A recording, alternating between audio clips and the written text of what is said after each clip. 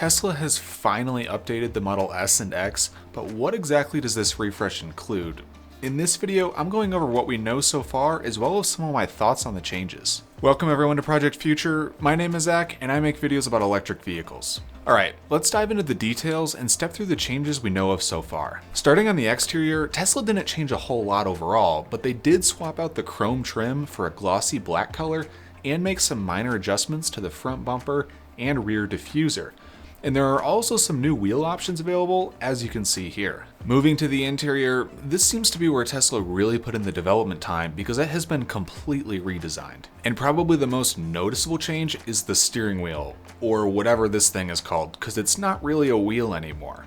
Not only did Tesla cut off half of it and squish it into a rectangle, but they also removed both stalks behind it and replaced most of those functions with dedicated touch controls on the wheel itself. Notice the turn signal buttons on the left side of the wheel. The most interesting omission from the steering wheel is the gear selector, which has apparently been done away with altogether. Well, at least the car is going to guess which drive mode you want to be in based on your surroundings, and then you can override through the touchscreen. This is definitely a bold move from Tesla, and I'll give some of my thoughts on that later, but back to the details. The center screen has also been swapped out for a horizontal 17-inch display, which is really similar to the Model 3 and Model Y, although the S and X are maintaining a separate dash display for the driver. And speaking of displays, they added an 8-inch display for the rear seats that can access the same infotainment and gaming features as the primary screen up front. And Tesla also reported that the upgraded computer can serve as a gaming console with 10 teraflops of processing power, whatever that means. I can tell you that the Xbox Series X is reported to have 12 teraflops of processing power, so the Tesla isn't too far behind that. The 2021 Model S and X also now offer a 22-speaker audio system, which seems slightly overkill, but who cares if it sounds good.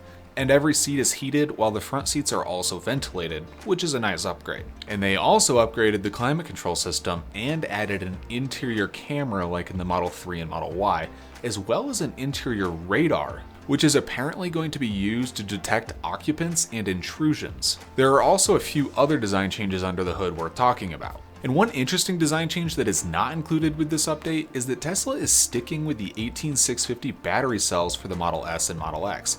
That's what these vehicles currently use, while the 3 and Y use the newer 2170 cells. And Tesla's in-house 4680 cell is going to be used for future vehicles like the Cybertruck and Semi. And although I was initially surprised that they were sticking with the 18650, Tesla did say that they're updating the battery chemistry for better thermal management, quicker charging, and increased longevity. So I guess it's technically an updated cell design with the same form factor. And that actually kind of sums up this entire refresh. But anyway, with these updated cells, Tesla claims that the Model S and X will now be able to charge slightly faster than even the Model 3 and Model Y, so they can actually utilize the V3 charging speeds. The 2021 Model S and X will also come with a heat pump like the Model Y and the new Model 3, which increases the efficiency of the climate control system and is particularly useful in colder climates. And as far as the cost and specs, the Model S now comes as either the long range, the Plaid, or the Plaid Plus trim level. The long range and Plaid will be available as soon as March of this year, and the Plaid Plus will likely not be delivered until the end of this year.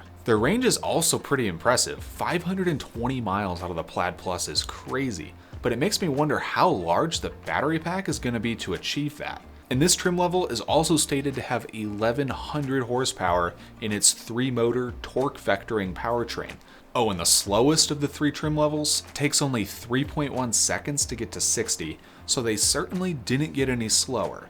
The fastest is said to take less than 2 seconds, but we haven't seen an official figure yet. Alright, now for my opinion and thoughts. Let's talk about the exterior. I'm definitely glad that Tesla continued their war against chrome and replaced that with black trim. That certainly helps a lot. But the changes to the front end actually took me a while to notice. It looks nice, but overall I think the Model S really needs a bit more in the body department. Don't get me wrong, it still looks good, but it's like 2016 good and not 2021 good. The overall shape has really only had very minor tweaks over the past decade, and I was hoping for a fresher look. But I do actually really like the new arachnid wheel option. And as far as the Model X, I don't think any amount of work could make that thing look good. Hate me all you want, but I have never liked the look of it, and nothing has changed with this update. So as far as this yoke steering wheel, consider me a skeptic.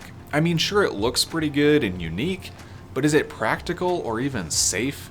I mean, it might work great on a track in the Plaid Plus model, but I'm trying to imagine navigating a parking lot with that thing. It looks like it's going to be extremely awkward to turn in full revolutions. And apparently the government here in the US is also interested in assessing the safety implications because they've reportedly already reached out to Tesla. And removing the turn signal and gear selector stalks also raises questions for me. One in particular is for the wipers. Currently on my Model 3, I can manually activate the windshield wipers with the left stalk.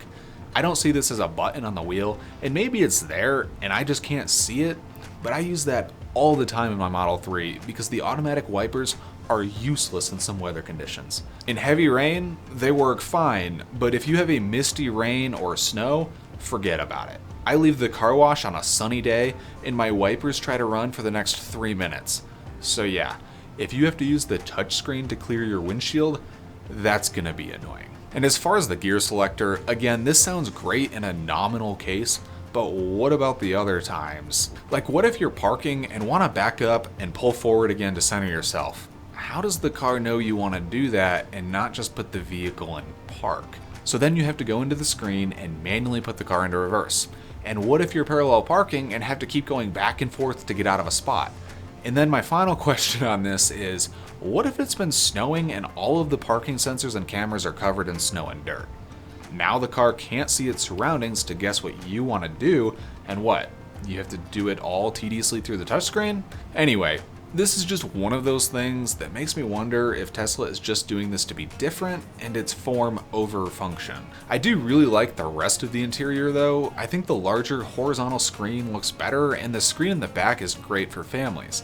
I just wish that they overhauled the exterior as much as they did with the interior. Now the specs for the 2021 Model S are pretty ridiculous, especially the Plaid Plus version. It really does make me wonder about the Tesla Roadster though. If the Plaid Plus can do 0 to 60 in less than 1.99 seconds, you'd think it would be pretty close to the 1.9 seconds that Tesla has advertised for the new Roadster.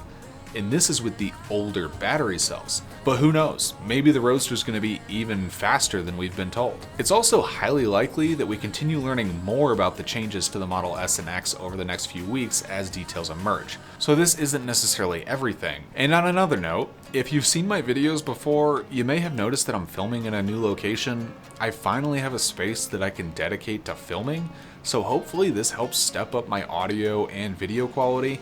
I'm sure I'll be making a few tweaks over the next few videos as I finish setting everything up and settling in, but let me know what you think down below. And make sure to like and subscribe if you enjoyed the video and want to support the channel. I honestly can't believe that over 1,700 people have already subscribed, so thank you all. Regardless, thanks for watching, and see you next time.